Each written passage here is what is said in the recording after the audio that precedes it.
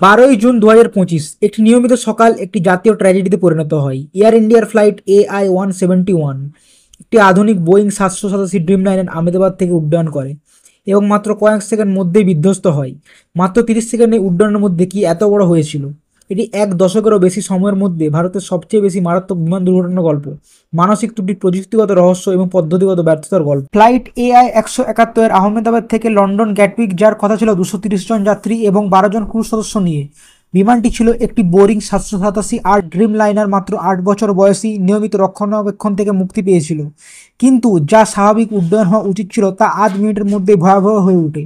ভারতীয় সময় 1:38 বিমানটি রানওয়ে 23 থেকে উড্ডয়ন করে, তারপর হঠাৎ করেই থেমে যায় এবং বিমানবন্দরের সীমানা থেকে মাত্র 600 মিটার দূরে অবস্থিত একটি মেডিকেল কলেজ হোস্টেলে আছড়ে পড়ে। দুর্ঘটনার ফলে ভয়াবহ আগুন লেগে যায়। জরুরি বিভাগ দ্রুত ঘটনাস্থলে পৌঁছয়, কিন্তু আগুন নিয়ন্ত্রণে আসার আগেই 241 জন যাত্রী প্রাণ হারিয়ে ফেলে। একজন বেঁচে যাওয়া ছাড়া সকলেই মাটিতে, আরও 19 জন মারা যায়, যাদের বেশিরভাগ ছাত্র হোস্টেল কর্মী। জীবিত ব্যক্তি বিশ্বাস কুমার রমেশ নামে একজন ব্রিটিশ নাগরিক পিছনের দিকে বসেছিলেন এবং ধাক্কা লাগার সময় তিনি ছিটকে পড়েন। তার অলৌকিকভাবে বেঁচে দেওয়া আজীবন মানসিক আঘাতের ছিল। নজরদারির ফুটেজে প্রথম সূত্র পাওয়া যায়। এতে দেখা যায় ড্রিম লাইনটি কিছুক্ষণের জন্য ওপরে উঠে যায় এবং ল্যান্ডিং গিয়ারটি তখনও প্রসারিত ছিল। তারপর লেজ প্রথমে বিধ্বস্ত হওয়ার আগে তীব্রভাবে উচ্চতা হ্রাস পায়। বিমান চালনা বিশেষজ্ঞদের অবাক করে দেওয়া বিষয়টি ছিল বিমানের কনফিগারেশন। গিয়ারটি প্রত্যাহার করা হয়নি, ফ্ল্যাপগুলি সম্ভবত ভুলভাবে সেট করা হয়েছে এবং কোনো ইঞ্জিনের ধাক্কা স্পষ্ট নয়।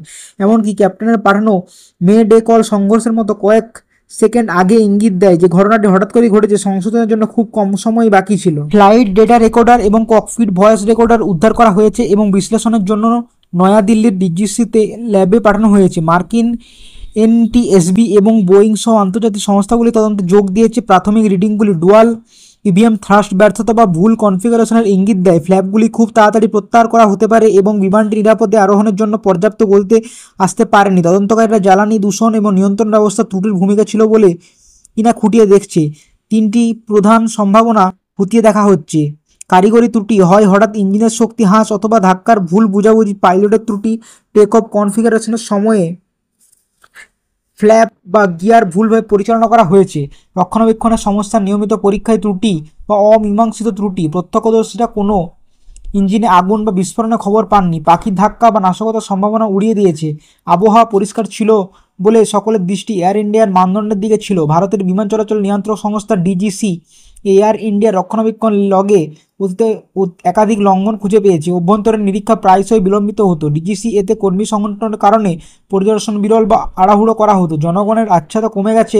এয়ার ইন্ডিয়া এবং বোয়িং ফ্লাইটে বুকিং প্রায় 20% কমে গেছে। পাইলটরা ভয় এবং চাপের কথা জানিয়েছেন। ক্ষতিগ্রস্তদের পরিবার জবাবদিহিতা দাবি করেছে, কেবল বিমান সংস্থা নয়, সমগ্র ব্যবস্থার কাছ থেকে। প্রতিটি পরিসংখ্যানের পেছনে একটি গল্প থাকে। দুর্ঘটনায় শত শত পরিবারকে লুণ্ঠিত করেছে। মেডিকেল হোস্টেলের শিক্ষার্থীরা পরীক্ষার জন্য প্রস্তুতি নিচ্ছিল। ক্রু সদস্যের কয়েক দশকের সম্মিলিত অভিজ্ঞতা ছিল। একমাত্র বেঁচে যাওয়া ব্যক্তি এখন বেঁচে থাকা ব্যক্তির অপরাধবোধ এবং পিটিএসডি নিয়ে বেঁচে আছে। একই ফ্লাইটে একজন মা তার ছেলে এবং স্বামীকে হারিয়েছে। আরেকজন বাবা তার মেয়েকে তার প্রথম আন্তর্জাতিক ভ্রমণের জন্য নামিয়ে দিয়েছিল। এই গল্পগুলি আমাদের মনে করিয়ে দেয় যে কোনো ফ্লাইট নিরাপত্তা কেবল প্রযুক্তিগত নয়, এটি একটি গভীরভাবে মানবিক। ভারতে বিমান পরিবহন শিল্প ক্রমশ বৃদ্ধি হচ্ছে, কিন্তু এই দুর্ঘটনা তার ফাটলগুলো উন্মোচিত করে দিয়েছে। আরও শক্তিশালী নিয়ন্ত্রক, তদারকি, উন্নত পাইলট প্রশিক্ষণ এবং কঠোর বিমান রক্ষণাবেক্ষণ প্রোটোকল জরুরিভাবে প্রয়োজন। ডিজিসি এখন সমস্ত পরিদর্শন লগ ডিজিটালাইজ করার এবং দুর্ঘটনা তদন্ত দল সম্প্রসারণের পরিকল্পনা করেছে। বোয়িং সহায়তা এবং আরও গভীর প্রযুক্তিগত সহযোগিতা প্রদান করেছে, কিন্তু প্রকৃত পরিবর্তনের জন্য সময় প্রয়োজন এবং রাজনৈতিক ইচ্ছাশক্তি। এয়ার ইন্ডিয়া ফ্লাইট 171 গল্পটি আমাদের মনে করিয়ে দেয় উড়ান নিরাপদ হতে পারে, কিন্তু এটি কখনো ভুল থেকে মুক্ত নয়।